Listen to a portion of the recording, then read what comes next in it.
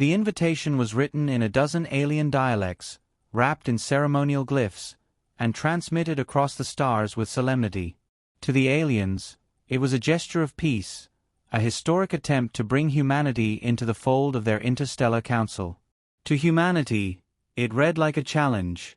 "Peace talk," Admiral Karen Vega muttered, scanning the glowing text across her console. She sipped her coffee, set it down with a decisive clink, and looked at the officers seated in the strategy chamber. "That translates to, show up, or we'll assume you're weak." Her fleet captains exchanged amused glances. Weak wasn't in Earth's vocabulary. The Council of Nine, the alien conglomerate hosting the summit, had asked for a modest delegation. One ship. A handful of diplomats. Something symbolic. Instead, Admiral Vega had signed off on the Armada Protocol. When the humans arrived, they did not bring one ship. They brought 200. Cruisers, carriers, escorts, drones, and at the center of it all, a vast steel-gray sphere that glowed faintly against the stars. It wasn't technically a planet, but it looked like one. The aliens on the receiving station had been expecting handshakes. What they got was the largest fleet deployment in human history and an artificial backup world, hovering ominously at the edge of their system. Inside the alien capital's orbiting station, the delegates waited nervously. Long-bodied Syrics slithered along polished floors, their scales shifting colors with unease. The towering Korin tightened their tusked jaws, muttering among themselves. Even the feathered Zalari, renowned for arrogance, shifted on their taloned feet, unsure whether to posture or panic. "They misunderstood," hissed one Zalari diplomat, feathers ruffling. "Surely they misunderstood the invitation." "They don't misunderstand," an older Syrinx whispered, voice a low hiss. "Humans never misunderstand. They arrive prepared for the worst, and then they prepare for worse than that." The chamber doors slid open with a hiss, and the human delegation entered. At the front was Ambassador Marcus Hale. Tall, composed, his dark suit perfectly tailored. His expression was calm, friendly even, but his eyes carried the measured weight of a strategist who never gambled, he calculated. He smiled warmly as if nothing were amiss. "Thank you for hosting us. The station looks lovely. My compliments to the architects, though I hope the chairs are sturdy. We've been known to test furniture." A ripple of uneasy laughter spread through the chamber. The aliens weren't sure if it was a joke or a warning. Behind him, aides rolled in crates. Not weapons. Not data slates. Gift baskets. Ambassador Hale gestured. "Hospitality is important. We brought coffee beans, chocolate, some rather excellent whiskey, and of course, lawyers. Because as my grandmother used to say, peace without paperwork is just a ceasefire with extra steps." The word lawyers sent an involuntary shiver through half the alien delegation. From orbit, the sight was more terrifying than any speech. The human fleet sat in perfect formation, a wall of steel and firepower. Even at rest, their weapons glowed faintly, positioned in every conceivable direction. Calm, patient, predatory. The artificial planet loomed farther back, silent and inscrutable. Its surface bristled with city-like structures, energy grids pulsing under armored plating. No one asked why it was there. The answer was obvious. Humans had brought a spare world because leaving home without backup was unthinkable. Inside the hall, negotiations began. "We are honored by your presence," croaked High Speaker Kor, a tusked giant leaning forward. "But we did not anticipate such a numbers." Ambassador Hale's smile never wavered. "We don't like traveling light. One never knows what might happen along the way." A Zalari delegate spread his feathered wings in irritation. This was meant to be symbolic. One ship, one crew, a gesture of goodwill. "You've brought a war fleet. And a sphere." Hale raised a brow. "Symbolic gestures can be misinterpreted. We chose to be clear. Our presence means we take peace very seriously." He sipped from a mug of steaming coffee, unbothered by the room's rising tension. "Would you rather we appeared unprepared?" The Zalari faltered. No one wanted an unprepared human. Humor threaded through Hale's words, but his cadence was surgical. He spoke politely, always with a joke ready, but each joke carried a barb. When one alien asked why humans had arrived armed, Hale replied gently, "You lock your doors at night, yes? We do the same. The galaxy just has more doors." When another asked about the artificial planet, he leaned forward slightly, eyes twinkling. "Insurance. Some people carry umbrellas. We bring worlds." The chamber fell silent at that. Admiral Vega, monitoring from orbit, chuckled into her headset. "He's good," she muttered. Hale wasn't just speaking, he was conditioning. Every laugh, every quip was a veiled reminder. Humanity could be charming, but charm was camouflage. Down below, the aliens shuffled, whispered, hesitated. Factions formed. Some wanted to mock the humans for overcompensating. Others saw the fleet and trembled, knowing overcompensation wasn't in human nature, it was calculation. One elder Syrinx finally spoke. "You are predators wearing the mask of neighbors." Ambassador Hale smiled as if accepting a compliment. "That's a very poetic description. Neighbors protect their fences. Predators protect the whole forest. We'd prefer to be good neighbors. The choice is yours." The alien delegates exchanged looks. Some pale, some furious, some terrified. For the first time, they began to realize what they had summoned. They hadn't invited partners to the peace table. They had invited the apex predator of Earth's jungles, deserts, oceans, and skies, the species that had clawed its way through extinction events, rewritten the laws of survival, and now sailed the stars with backup planets in tow. And the predator was smiling politely, sipping coffee, and asking for sturdy chairs. The session adjourned with forced civility. Polite applause, tight smiles. The aliens whispered to each other in their own tongues as the humans departed the chamber. Only once the doors closed did the Zalari envoy whisper, voice trembling, "They came for peace talks with a war fleet. What will they bring when war actually comes?" No one answered. High above, Admiral Vega's fleet shifted formation, each ship moving with perfect precision. From the distance, the artificial planet drifted closer, its vast surface catching the light of the nearby sun. Humanity had arrived, and peace would never mean the same thing again. The banquet hall was a marvel of alien architecture, arched ceilings of translucent stone, shifting lights that mimicked starfields, long tables lined with delicacies from a dozen worlds. For the council, this was meant to awe the humans, to remind them of the wealth and culture they were being invited into. Instead, it looked like a buffet before a football game. Ambassador Marcus Hale sat at the central table, hands folded neatly, expression bright with politeness. The alien delegates watched him closely, uncertain whether to be offended or unnerved. Behind Hale, his aides unpacked crates. Again, not weapons, snacks. Admiral Vega had insisted. A jar of peanut butter. Instant noodles. A small metal container of hot sauce labeled in bright red letters.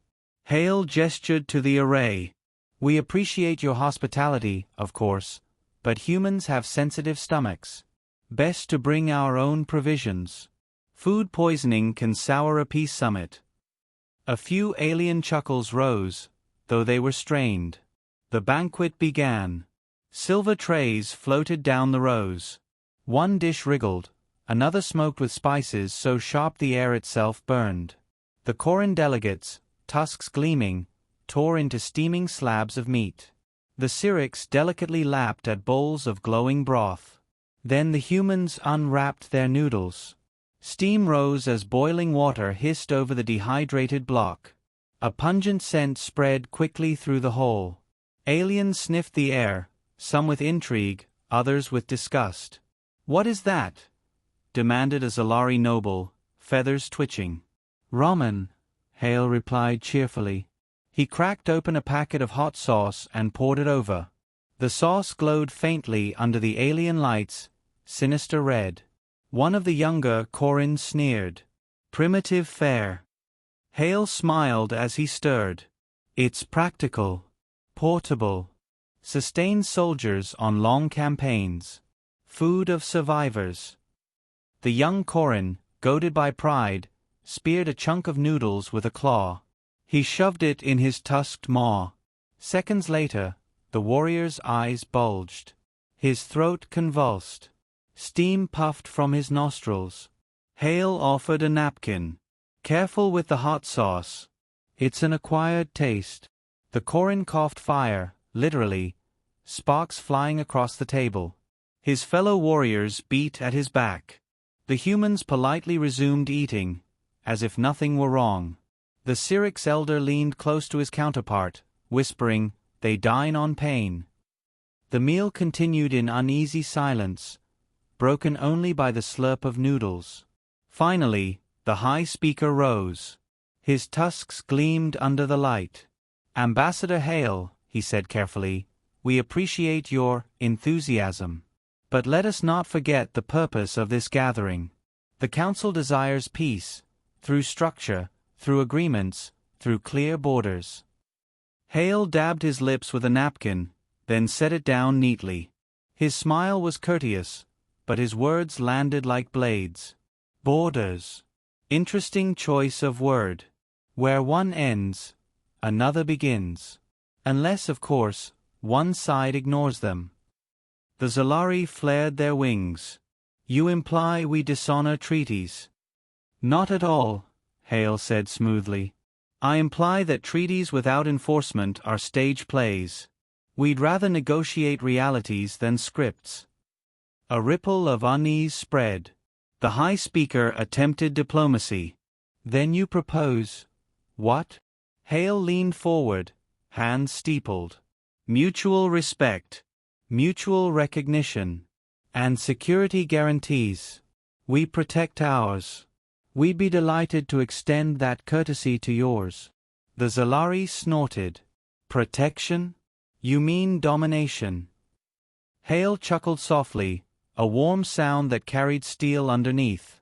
"Domination is expensive. Protection is an investment. We prefer investments." One by one, alien delegates tested him.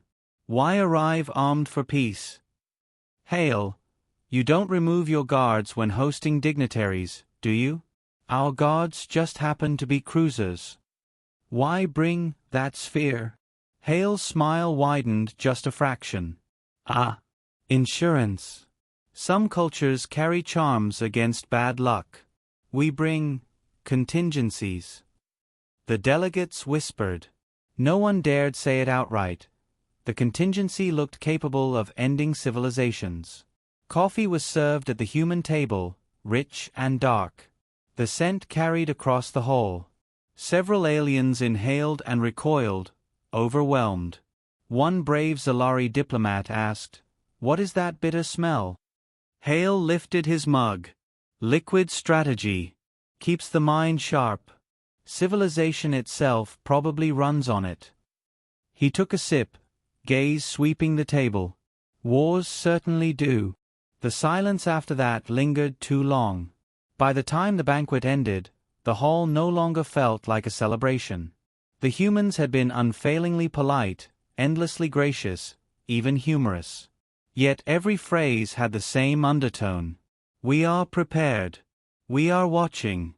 We brought more than you can comprehend." The alien delegates adjourned into side chambers, whispering furiously. Some demanded immediate censure. Others warned against provocation. "They came smiling," hissed a Zolari, feathers bristling. "But smiles hide teeth." The Syrinx elder folded his scaled hands. "And teeth imply hunger. They did not come to feast at our table. They came to measure it." Meanwhile, in orbit, Admiral Vega observed the backup planet's approach. The great sphere drifted incrementally closer, its engines silent, movements deliberate. Every alien sensor picked it up. None understood the full design. Vega grinned at her bridge crew. Let them stew. A planet at your doorstep is the best kind of conversation starter. The crew chuckled uneasily. None doubted she meant it. Back at the banquet chamber, Hale stood as the session adjourned. His final words were spoken lightly, almost casually, yet carried the weight of inevitability. We appreciate your hospitality. Tomorrow, we look forward to serious discussions. Peace deserves effort, after all. Effort and preparation. He bowed politely, then turned, his entourage following. The crates of instant noodles and coffee were left behind, as if to remind the aliens, humanity left traces everywhere. When the doors sealed, the High Speaker exhaled slowly. His tusks clicked together as he murmured, "They came with fleets for peace. What would they bring for war?" The Syrinx Elder's scales shifted to a somber gray. War is not their threat. Peace is. The delegates sat in uneasy silence. Outside the station windows, the human fleet glittered like patient predators circling a kill. And farther still, the backup planet loomed larger by the hour, an unspoken warning that humanity never arrived with only one plan. Peace had begun to feel less like a treaty and more like surrender. And it was only the first day. The conference chamber's lights dimmed to signal a new session.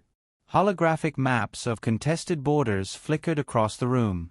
Lines drawn in glowing threads shifted, expanded, collapsed, and overlapped in patterns that seemed designed more for argument than resolution. The alien spoke first. Always. The matter is simple, declared a Zalari noble, wings spread wide. Your species expands recklessly. Borders must be fixed before further encroachment. Ambassador Marcus Hale leaned back, calm as ever. His hands rested on the table, his expression one of mild curiosity. Encroachment. That's a strong word.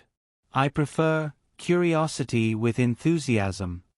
Humans are explorers. We build where we walk. The Corin speaker snarled. Exploration ends where neighbors begin.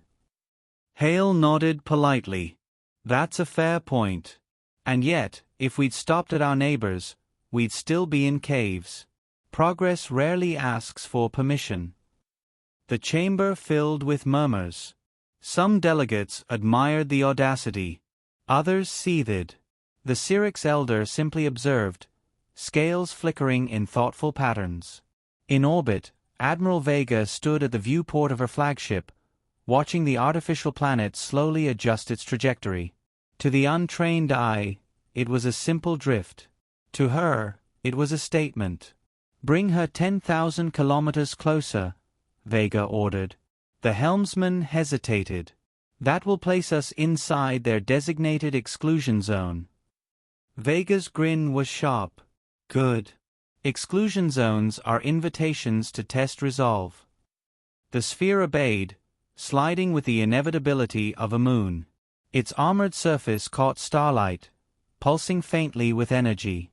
Alien sensors no doubt screamed at the intrusion. Let them. Back in the chamber, arguments escalated. You demand recognition of your colonies, the High Speaker thundered. Yet you bring a war fleet to a peace table. Hale sipped from his ever-present mug, as if coffee itself were armor. And you mistake preparation for aggression. Consider this. When you host a feast, you prepare extra food, yes? When humans host peace, we prepare extra defenses. It's cultural. The room buzzed with outrage. But before anyone could retort, the Zalari suddenly froze, feathers trembling. Their aides whispered frantically, relaying data from orbit. The backup planet had crossed into restricted space. The noble stood, voice sharp. Ambassador, explain why your sphere trespasses. Hale blinked innocently. Ah, you noticed. Good.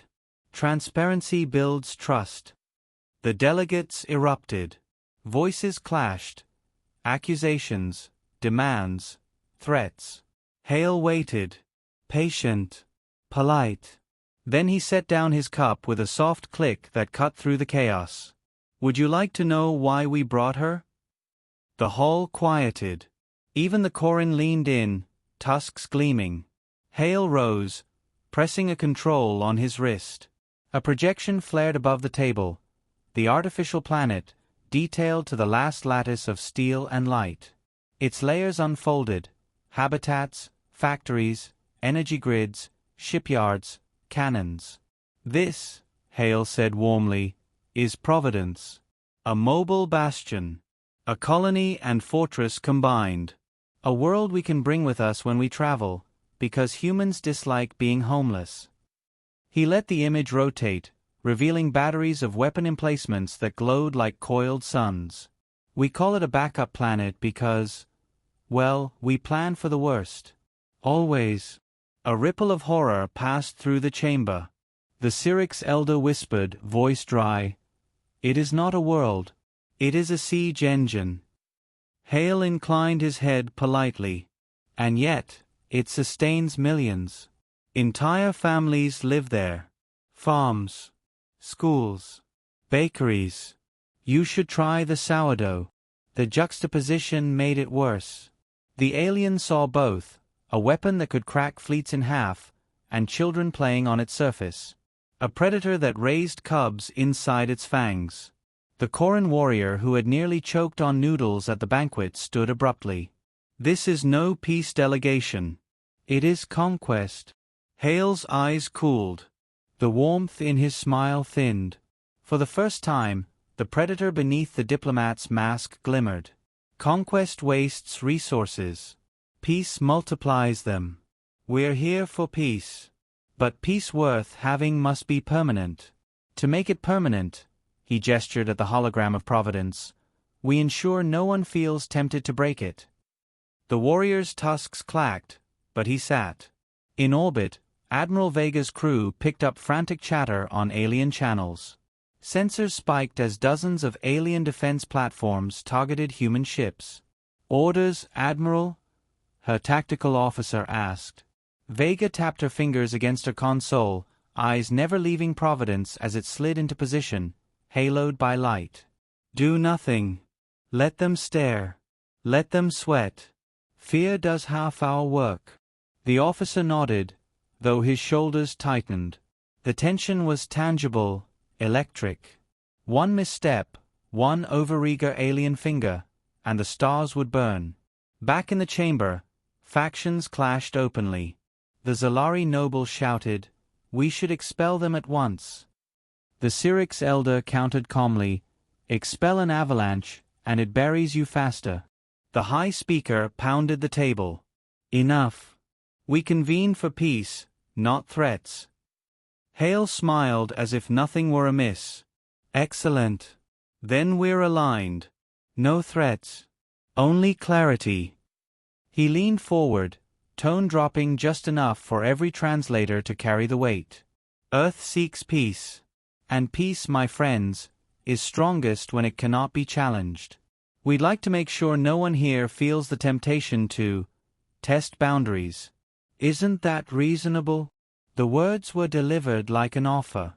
They landed like shackles. The delegates recessed in chaos. Some stalked out in fury, others whispered in tight clusters. The Syrinx elder lingered longest, watching Hale with an expression the humans couldn't quite read. Finally, the elder spoke, quiet and grim.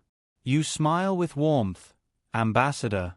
But your eyes, they are the eyes of hunters who have already chosen where to strike." Hale inclined his head. "Then perhaps you understand us better than most."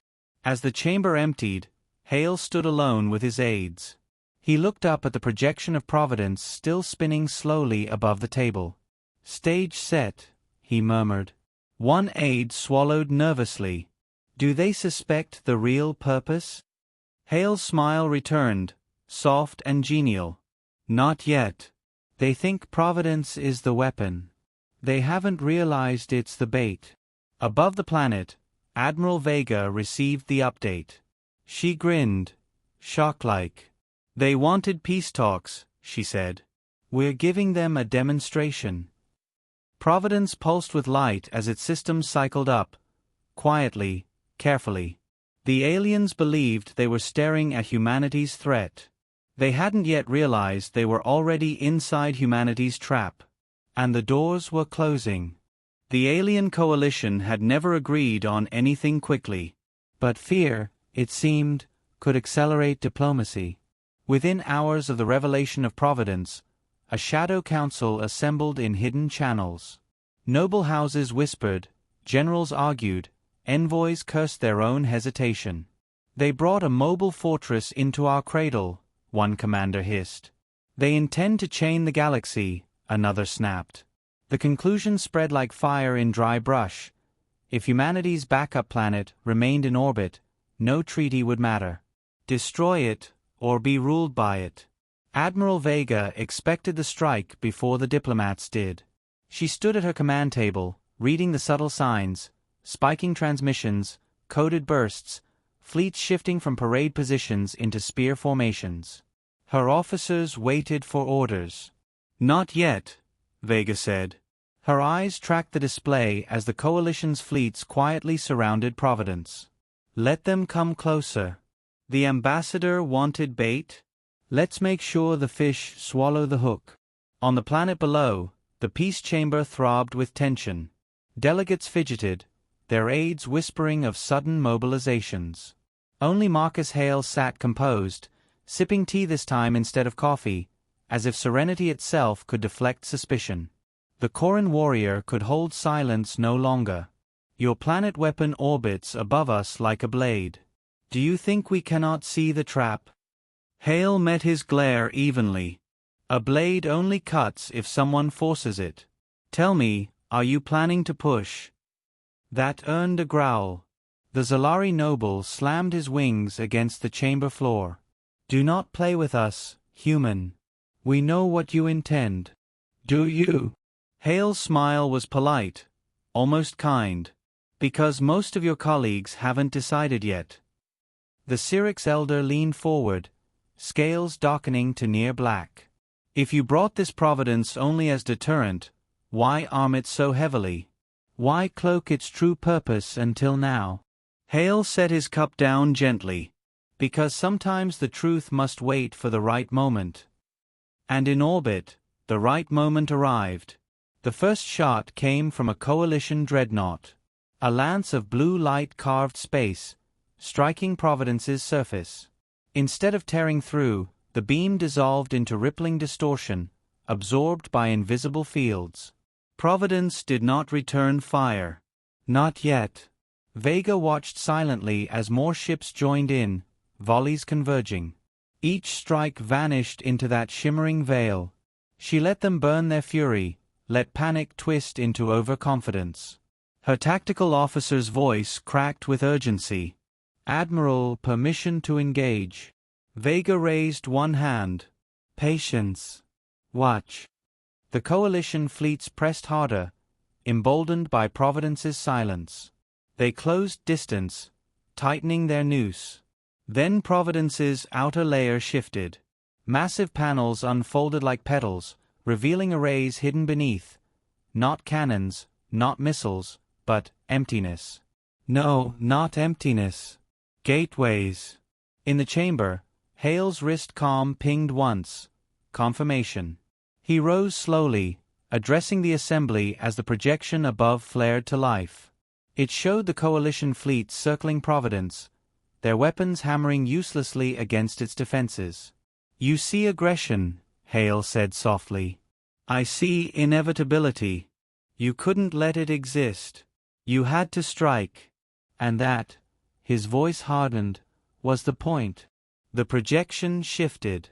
Where alien eyes expected retaliatory fire, they instead saw the truth. Providence's petals were opening into shimmering rings. From those rings emerged ships. Not a handful, hundreds. Human fleets, hidden inside the planet itself. The chamber erupted in pandemonium. Above, Admiral Vega's smile sharpened. All units, launch. From Providence poured humanity's real strength, warships of every class, fresh and waiting, fueled and armed. They burst from hidden docks like hornets from a nest, immediately forming precise strike formations. The coalition fleets, once hunters, now found themselves prey. "Target their command ships," Vega ordered. "Break their coordination first." Her fleet moved with terrifying efficiency, slicing into the confused alien formations. Coalition captains, who thought they'd cornered a fortress, now realized too late they had surrounded an arsenal. The Cyrix elder whispered, almost mournful, "You lured them to strike. You forced their hand." Hale nodded once. "Humanity does not start wars lightly. But if someone insists, we make sure we end them completely." The Corin warrior roared, tusks clashing. "You manipulated us all." "No," Hale corrected gently. "I trusted your fear to do the work for me. Fear is reliable." The battle outside turned brutal. Coalition frigates broke under the sudden human onslaught. Dreadnoughts tried to retreat, only to find Providence itself finally responding.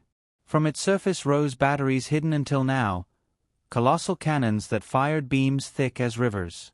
One strike, and an enemy carrier vanished in incandescent fragments. Another beam gutted a cruiser wing. Providence was no passive fortress. It was executioner and womb combined, birthing fleets while annihilating enemies. Vega's voice remained calm over the command net. "Push them back. Leave survivors enough to carry the story home." Her officers executed with precision. Alien fleets fractured, their courage collapsing into chaos. Ships fled, colliding in desperation as human formations herded them outward like hunters driving game. In the chamber, silence finally settled, not peace, but shock. The delegates stared at Hale as though he were a mask peeled back to reveal something monstrous. The Zalari noble spat, "You have shown your true nature." Hale tilted his head. "Our true nature is survival. We offered peace. You chose war. And now you understand the cost of that choice." The elder Cyrix's voice trembled with reluctant respect. "You wanted to prove humanity cannot be challenged." Hale gave a small, sad smile. "No. We wanted to prove that challenging us will never be worth the price." Above, the last phase unfolded. Coalition remnants scattered, burning engines to escape. Providence sealed its petals, hiding its internal fleets once more, as if nothing had stirred. To outside eyes, it remained a sphere, implacable, untouchable. Admiral Vega studied the retreating signatures. "Enough," she said at last. "Let them live with the memory. That will weigh more heavily than rubble." Her officers obeyed, though the silence of the bridge carried its own gravity. Humanity had not just defended itself. It had demonstrated a doctrine. Come at us, and you will find not a line, but a wall. Back in the chamber, Hale poured himself another cup. He let the silence stretch until even the furious nobles could not ignore it. "Now," he said softly, "shall we return to the peace talks? I assure you, humanity still prefers treaties to funerals." No one answered. Not yet. But in their eyes, Hale saw it, the shift. Not respect. Not trust. Something sharper. Colder. Recognition. The kind predators gave to one another when they realized territory had been marked in blood. That night, across the coalition's networks, reports spread of the Battle of Providence. Some called it treachery. Some called it